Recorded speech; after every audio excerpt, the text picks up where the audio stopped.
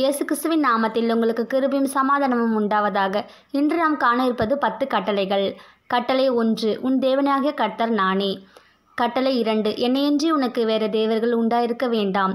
கட்டளை 3, உன் தேவனாகிய கர்த்தருடைய நாமத்தை வீணிலே வழங்காதிருப்பாயாக. கட்டளை 4, ஓய்வு நாளை பரிசுத்தமே ஆசரிக்க நினைப்பாயாக. கட்டளை 5, உன் தகப்பனையும் உன் தாயையும் கனம் பண்ணுவாயாக. கட்டளை 6, கொலை செய்யாதிருப்பாயாக. கட்டளை 7, விபச்சாரம் செய்யாதிருப்பாயாக. கட்டளை 8, களவு செய்யாதிருப்பாயாக. கட்டளை 9, பிறனுக்கு விரோதமாக பொய்சாட்சி சொல்லாதிருப்பாயாக.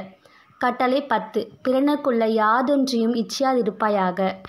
நாம் விசுவாசம் உள்ளவர்களாய் கிரியைகளை செய்து இந்த 10 கட்டளைகளையும் பின்பற்றுவோம். ஆனாலும் மரித்தோரிலிருந்து உயிர்த்தெழுந்த நாம் ஆண்டவர் பிரதானமான 2 கட்டளைகளை அவர் சொல்லியிருக்கிறார்.